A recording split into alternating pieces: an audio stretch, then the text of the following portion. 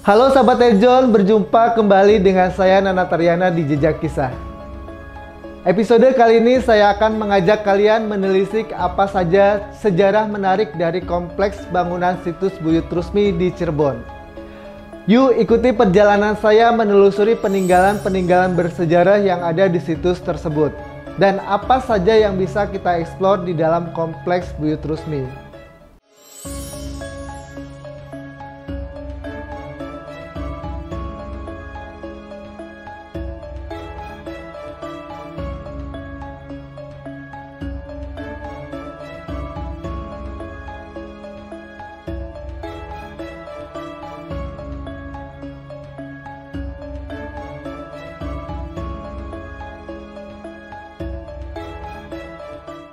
Mendengar kata Trusmi, pasti yang terlihat di pikiran sahabat Ejon adalah batik Trusmi yang bermacam-macam pola dan motif khas Cirebon. Desa Trusmi memang merupakan desa wisata, baik wisata religi maupun wisata berburu batik Trusmi. Kompleks situs Ki Buyut Trusmi merupakan kompleks bangunan kuno yang terletak di Kampung Dalem, Desa Trusmi Wetan, Kecamatan Waru, Kabupaten Cirebon. Kompleks situs ini termasuk ke dalam kompleks pemakaman karena di dalamnya terdapat makam tokoh-tokoh penting dan makam warga. Situs ini juga merupakan situs kompleks pemakaman terpenting kedua di Cirebon setelah situs Astana Gunung Jati. Di bagian sudut timur kompleks terdapat makam keramat yang begitu diistimewakan, yaitu makam Ki Gede Trusmi dan Pangeran Trusmi. Menurut kisah-kisah yang diceritakan turun-temurun secara lisan di kalangan warga masyarakat Trusmi, kompleks situs Buyut Trusmi dipercaya merupakan salah satu situs kuno di Cirebon. Keberadaan makam yang dipercaya merupakan makam keramat Ki Gede Trusmi dan Pangeran Trusmi di situs ini turut memperkuat dugaan kekunoan situs ini karena nama Ki Gede Trusmi dan Pangeran Trusmi secara jelas merupakan tokoh penting peradaban Cirebon.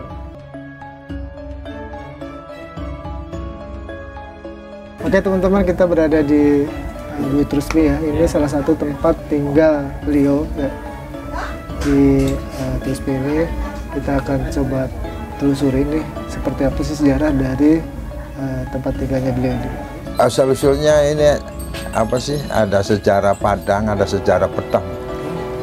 Ya kalau yang Petang kan bisa diketahui ya, umum. Ya kan Padang kan banyak ada nih, badannya keturunan Prabu Siliwangi. No. Ya awalnya sih ya cari wonggo siapa sih. Jadi hari ini ilmu sejarah Padang kan anaknya Prabu Siliwangi. Mbah Buyutku ya di ngene kana papat.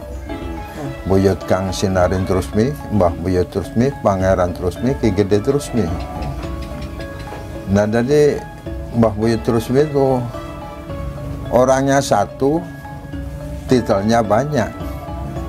Nggak salah sih 108 titel.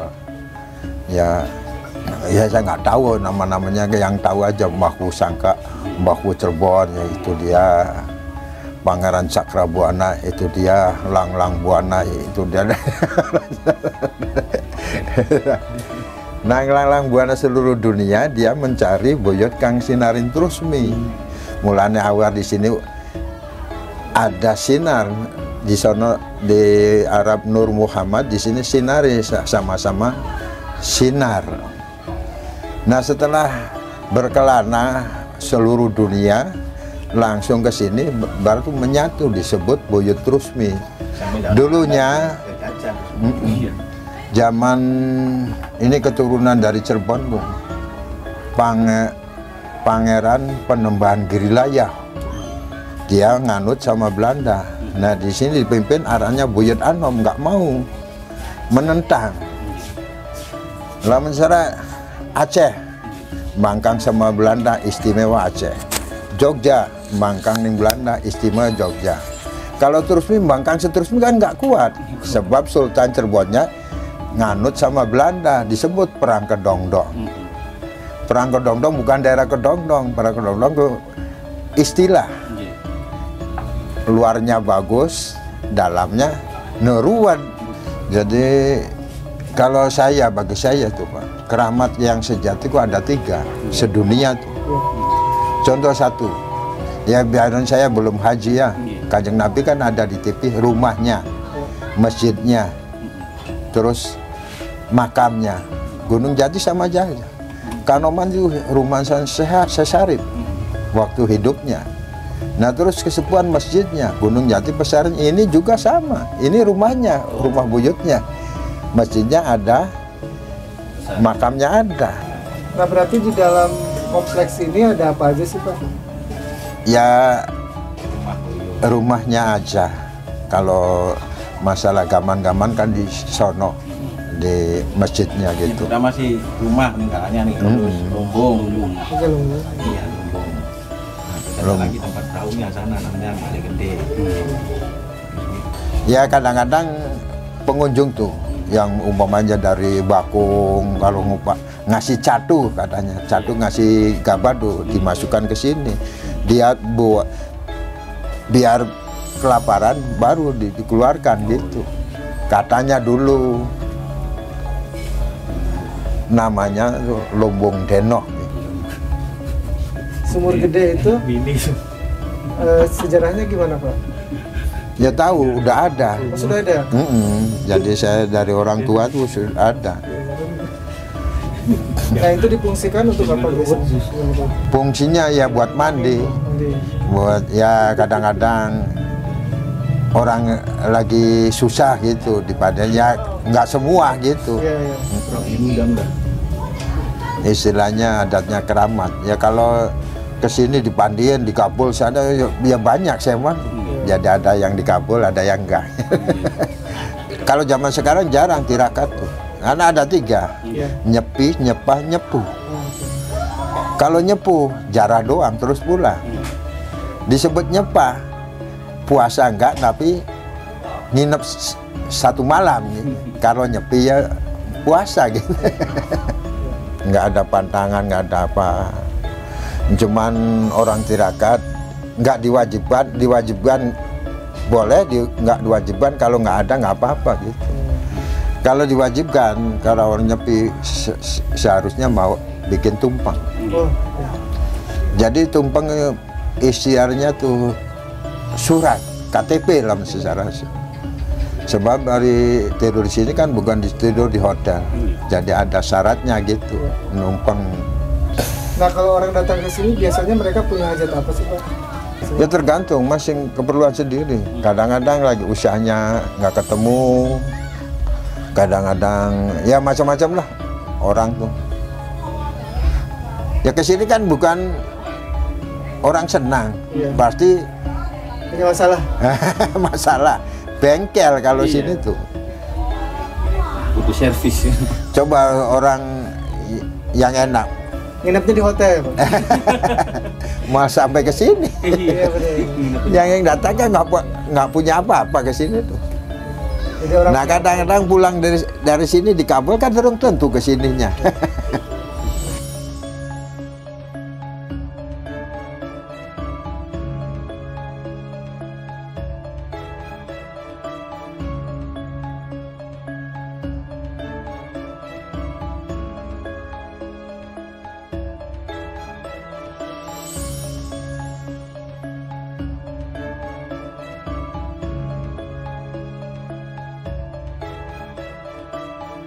Ini sumur gede, jadi dulu emang sumur ini sudah ada dari zaman Umah Gede ini ada gitu. Ini buat mandinya.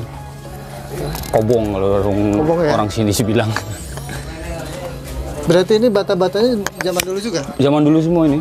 Nah, ini tempat buat mandi atau kobong. Nah, ini disebut kosang kalau orang sini. Kosang. Tempat penampungan air. Jadi ini aslinya sih gentong gerabah. Cuman supaya mungkin nggak pecah jadi dilapisi semen.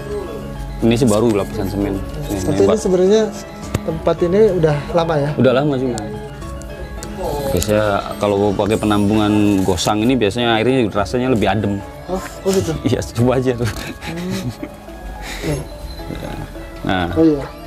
lebih dingin gitu. Khusus buat tempat mandi. Tuh. Nah, ini sumur gede. Nah, ini juga sama. Batanya Bang sih pakai bata Oh iya. melengkung. Aslinya kotak tuh. Di bawahnya Di sih. bawahnya kotak ya. Oh iya betul. Ih, polanya maksudnya. Tapi kini kayak aku nyaset Iya. kotak tapi kotak. Ya agak lengkung ya. Lengkap 1, 2, 3, 4, 5, 6. Sejarah Desa Trusmi dimulai dari mbahku yang bernama asli Pangeran Sakrabuana hijrah dari Cirebon ke suatu daerah yang kini diberi nama Trusmi. Mbahku Cirebon ini memiliki tugas untuk menyebarkan ajaran agama Islam serta ia juga membangun kompleks keramat Buyut Trusmi.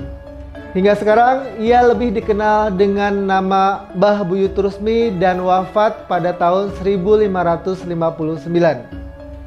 Kata Trusmi merupakan singkatan dari kata terus bersemi yang memiliki arti tanaman yang sudah mati tapi mampu tumbuh kembali.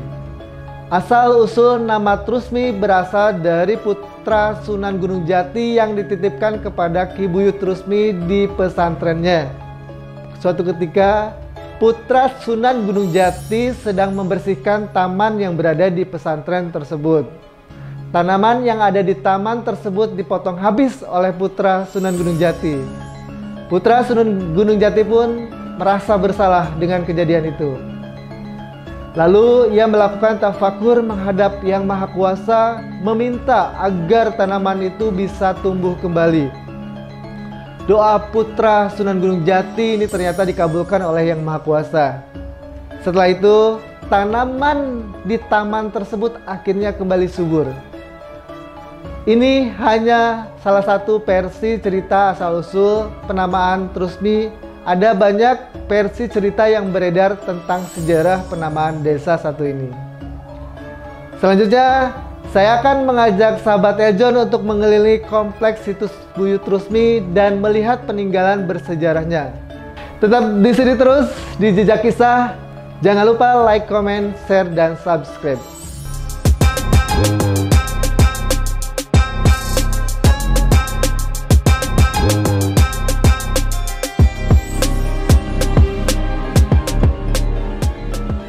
Dulu masuknya area luar asli ini. Oh, oke. Nah, ini temboknya pakai anyaman bambu, jadi rumah gedenya sih ini. Nah, ini balai pemidangannya. Pemidangan Iya. itu. Pemidangan. Aduh. Ya tempat musyawarah dulu atau tempat midang. Midang itu ya tempat berkumpul gitu. Punya keistimewaan kalau lebaran, Pak. Oh gitu. Gimana, Pak? Lebaran haji atau lebaran kecil apa sih? Iya. Raya kecil. Raya kecil Idul Fitri. Nah ini tempatnya duduknya kunci kiai yang Oh, kelihatan. nggih. Nah di ini rakyat biasa. Nggih. Nah di sono anak kecil. Nggih. Jadi di sini boleh kan awli kanggo contoh Nggih. memuji tahbiran dari anak kecil sampai sedengah sampai sesepuh. Nggih. Mulai. Apa yang pertama Allah Akbar di sini. Nggih. Orang tua, kiai, Iya. terus ke bawah, terus ada di anak-anak yang belum dewasa tuh 5 tahun umurnya. Nggih. Jadi mengagungkan nama Gusti Allah dari anak-anak sampai dewasa sampai sesepuh. Nggih. Nah, niku kenapa, Pak? Ini yang minta minyak. Oh. Ibaratnya ini minyak buat pengasihannya boleh. Oh iya. Kan bari apa sih buat ngerok sebelum nggih, sakit gitu orang minta dari tamu-tamu tuh. Nah biasanya murup di sini Pak. Nggih, lampu minyak nggih. Waktu dulu kejadian Pak kebakaran ini. Oh, nggih. Takut. Iya. Jadi Wawe sih apa tidak dimatikan, Pak ya? Ya dulunya. Dulunya sih ya. Nah, sekarang sih kalau rame-rame aja gitu. Nggih, nggih. Dulu nyala terus. Nyala terus. Barang wis kejadian kebakaran terus Iya, waspada. waspada. Ya harus keramat kan nggak tahunya. Nggih. Tapi karena anunya enggak. Sebelah ini aja nih ya pembakaran. Bulan Anyar. Iya. Ini yang tempat penyekaran enggak? Enggak. Ini yang habis tuh. Ini sama ini. Tahun berapa itu, Pak? Ya sebelum ngasih pertanda. Sebelum Covid. Sebelum Covid. Langsung ini kebakaran terus Covid. Itu anehnya. Jadi ada tanda-tanda. Sebelum Covid aja pas. Ini kebakaran terus Covid berjalan. Berarti sekarang ada 4 tahunan. Ada 4 tahunan. Ini berarti pintu masuk ke tempat tinggalnya beliau ya? Iya. Jadi yang masuk sini ada silsilanya. Oh, iya. Oh, tidak sembarangan ya? Tidak sembarangan. Ya kalau masa boleh aja, tapi takut. Resiko. Iya. Resiko tanggung sendiri. Iya. Orang sini kan Belum tentu. semua terus bukan dari silsilah nggak berani. Satu keturunan.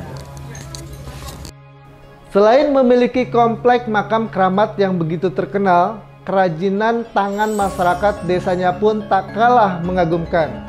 Salah satunya adalah batik Trusmi. Batik Trusmi Cirebon ini dikenal pertama kali pada abad ke-14. Awal mula eksistensi batik Trusmi dimulai dari Ki Buyut Trusmi. Ia bersama Sunan Gunung Jati menyebarkan ajaran Islam di desa tersebut. Tak hanya mengajarkan agama, keduanya juga mengajarkan keterampilan membuat batik kepada warga setempat. Kemudian, suatu ketika Sultan Keraton Cirebon memerintahkan warga Trusmi untuk membuat batik seperti miliknya dan hanya ditunjukkan motifnya saja tanpa melihat batik aslinya. Warga lalu berbondong-bondong membuatnya sesuai perintah Sultan. Dan saat itu semua warga selesai membuat batik sesuai motif yang diberikan Sultan tersebut. Salah seorang warga menghadap Sultan dengan kain batik yang telah dibuat. Warga tersebut meminta batik asli kepada sang Sultan, kemudian membungkus kedua batik yang asli dan buatannya di wadah yang sama. Warga kemudian meminta Sultan untuk menentukan mana batik asli dan buatan. Namun, Sultan merasa bingung karena hasil batik keduanya tak jauh berbeda.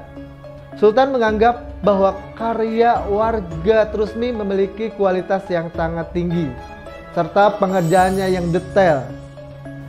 Saat itulah Sultan mengakui keterampilan pengrajin batik Trusmi dan produksi batik Trusmi berkembang hingga saat ini.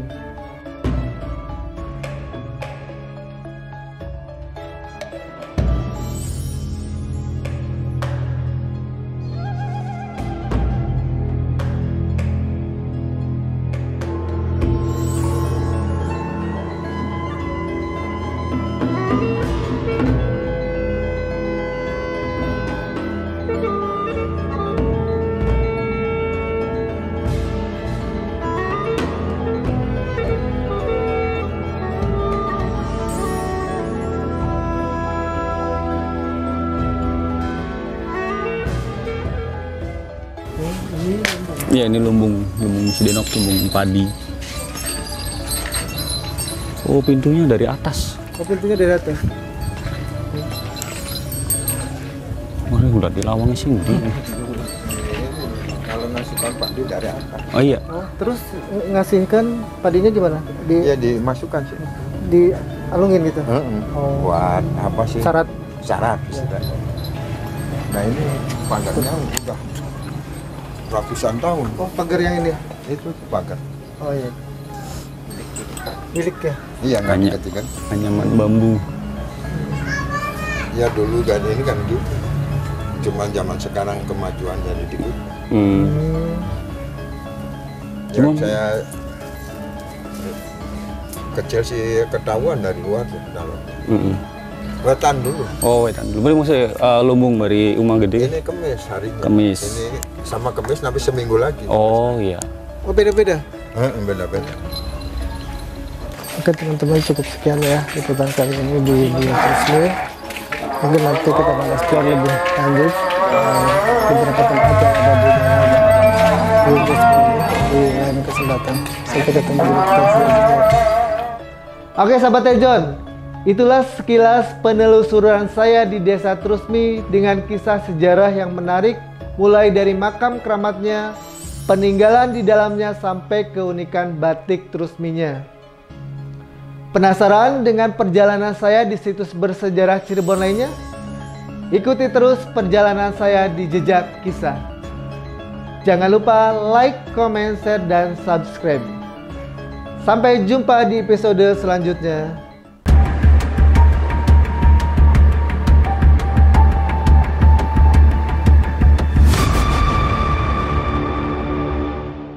Karena kalian sudah nonton, nah jangan lupa like dan juga subscribe.